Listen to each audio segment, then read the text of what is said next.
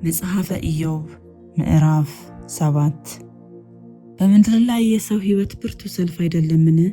ወራቱም እንደ ምንደኛ ወራት አይደለምን? አገልጋይ ጥላ እንደሚመኝ ምንደኛም ደመወዙን እንደሚጠብቅ እንዲሁ ዕጣዬ የከንቱ ወራት ሆነብኝ፣ የድካምም ሌሊት ተወሰነችልኝ። በተኛው ጊዜ መቼ እነሳለሁ እላለሁ። ሌሊቱ ግን ይረዝማል፣ እስኪነጋ ድረስም እገላበጣለሁ። ሥጋዬ ትልና ጓል ለብሷል፣ ቁርበት የሚያፈከፍካል፣ እንደገናም ይመግላል። ዘመኔ ከሸማኔ መወርወሪያ ይልቅ ይቸኩላል፣ ያለ ተስፋም ያልቃል። ሕይወቴ እስትንፋስ እንደሆነብኝ አስብ። ዓይኔ መልካም ነገርን ከእንግዲህ ወዲህ አያይም፣ የሚያይኝ ሰው ዓይን ከእንግዲህ ወዲህ አያይኝም። ዓይንህ በእኔ ላይ ይሆናል፣ እኔም አልገኝም። ደመና ተበትኖ እንደሚጠፋ እንዲሁ ወደ ሲኦል እንደሚወርድ ዳግመኛ አይወጣም። ወደ ቤቱ ዳግመኛ አይመለስም፣ ስፍራውም ዳግመኛ አያውቀውም። ስለዚህ አፌን አልከለክልም፣ በመንፈሴም ጭንቀትን እናገራለሁ። በነፍሴም ምሬት በሐዘን አንጎራጉራለሁ። ጠባቂ ታስነሳብኝ ዘንድ እኔ ባሕር ወይስ አንበሪ ነኝን? እኔም አልጋዬ ያጽናናኛል፣ መኝታዬም የሐዘን እንጉርጉሮዬን ያቀልልኛል ባልሁ ጊዜ አንተ በሕልም ታስፈራራኛለህ፣ በራእይም ታስደነግጠኛለህ። ነፍሴም ከአጥንቴ ይልቅ መታነቅንና ሞትን መረጠች። ሕይወቴን ናቅኳት፣ ለዘላለም ልኖር አልወድድም። የሕይወቴ ዘመን እስትንፋስ ነውና ተወኝ። ሰው ምንድን ነው?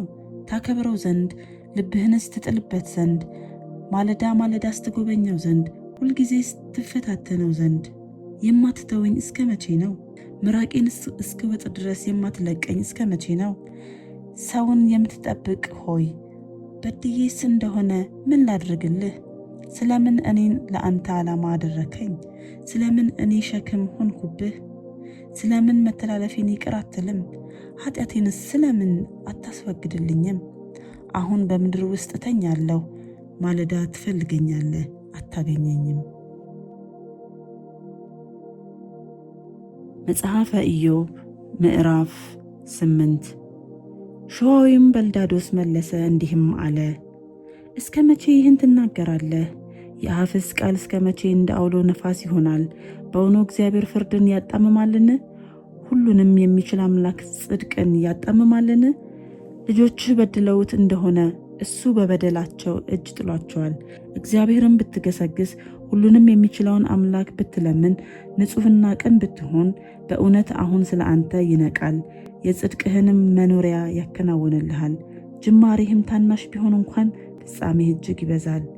ዘመናችን በምድር ላይ እንደ ጥላ ነውና እኛ የትናንት ብቻ ነን፣ ምንም አናውቅም። ስለዚህ የቀደመውን ትውልድ ጠይቅ፣ አባቶቻቸውም ለመረመሩት ነገር ትጋ። እነሱ የሚያስተምሩህና የሚነግሩህ ቃልንም ከልባቸው የሚያወጡ አይደሉምን? በውኑ ደንገል ረግረግ በሌለበት መንገድ ይበቅላልን? ወይስ ቄጤማ ውሃ በሌለበት ቦታ ይለመልማልን? ገና ሲለመልም ሳይቆረጥም ከአትክልት ሁሉ በፊት ይደርቃል። እግዚአብሔርን የሚረሱ ሁሉ ፍጻሜያቸው እንዲሁ ነው። የዝንጉም ሰው ተስፋ ይጠፋል፣ ተስፋው ይቆረጣል፣ እምነቱም እንደ ሸረሪት ቤት ይሆናል። ቤቱን ይደግፈዋል፣ አይቆምለትም፣ ይይዘውማል፣ አይጸናለትም።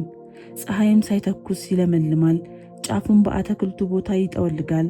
በድንጋይ ክምር ላይ ስሩ ይጠመጠማል፣ የድንጋዮቹን ቦታ ይመለከታል። ከቦታው ቢጠፋ አላየውህም ብሎ ይክደዋል። እነሆ የመንገዱ ደስታ እንዲህ ነው፣ ሌሎች ከመሬት ይበቅላሉ። እነሆ እግዚአብሔር ፍጹሙን ሰው አይጥለውም፣ የኃጢአተኞችን እጅ አያበረታም። አፍህን እንደገና ሳቅ ይሞላል፣ ከንፈሮችንም እልልታ ይሞላል። የሚጠሉህ ዕረፍት ይለብሳሉ፣ የኃጢአተኞችም ድንኳን አይገኝም። መጽሐፈ ኢዮብ ምዕራፍ 9 ኢዮብም መለሰ እንዲህም አለ፣ በእውነት እንዲህ እንደሆነ አወቅሁ። ሰውስ በእግዚአብሔር ፊት ጻድቅ መሆን እንዴት ይችላል? ከእርሱ ጋር ይከራከር ዘንድ ቢወድድ ከሺህ ነገር አንዱን መመለስ አይችልም። ልቡ ጠቢብ ኃይሉም ታላቅ ነው። ደፍሮትስ በደህና የሄደ ማን ነው? ተራሮችን ይነቅላል፣ አያውቁትም፣ በቁጣውም ይገለብጣቸዋል።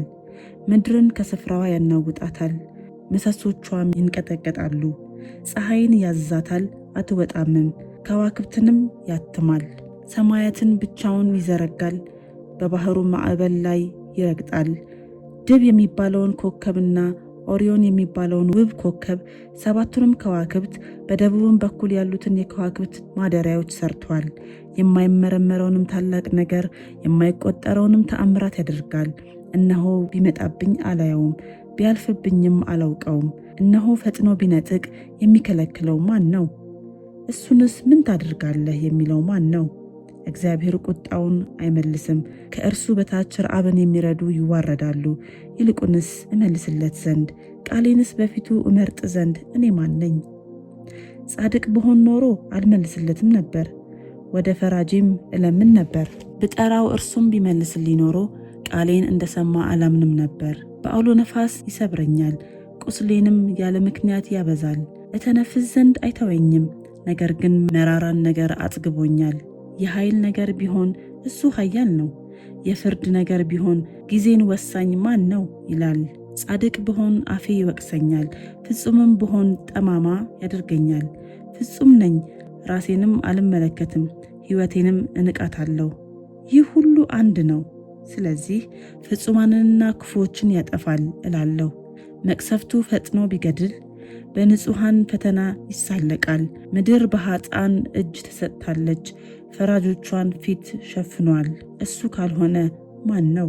ዘመኔ ከሚሮጥ ሰው ይልቅ ይፈጥናል፣ ይሸሻል፣ መልካምንም አያይም። የደንገል ታንኳ እንደሚፈጥን ንስርም ወደ ንጥቂያዋ እንደሚበርር ያልፋል። እኔ የሐዘን ጉርጉሮዬን እረሳለሁ፣ ፊቴን መልሼ እጽናናለሁ ብል ንጹሕ እንደማታደርገኝ እኔ አውቃለሁና ከመከራዬ ሁሉ እፈራለሁ። በደለኛ እንደሚሆን ሰው እሆናለሁ። ስለምንስ በከንቱ ደክማለሁ? በአመዳይ ውስጥ ብታጠብ እጆችን እጅግ ባነጻ፣ በአዘቅት ውስጥ ታሰጥመኛለህ፣ ልብሴም ይጸየፈኛል። እንድመልስለት አብረን ወደ ፍርድ እንገባ ዘንድ እሱ እንደ እኔ ሰው አይደለም። እጁን በሁለታችን ላይ የሚያኖር ዳኛ በመካከላችን ምነው በተገኘ። በትሩን ከእኔ ላይ ያርቅ፣ ግርማውም አያስፈራኝ። እናገርም ነበር አልፈራውምም ነበር፣ በራሴ እንዲህ አይደለሁምና።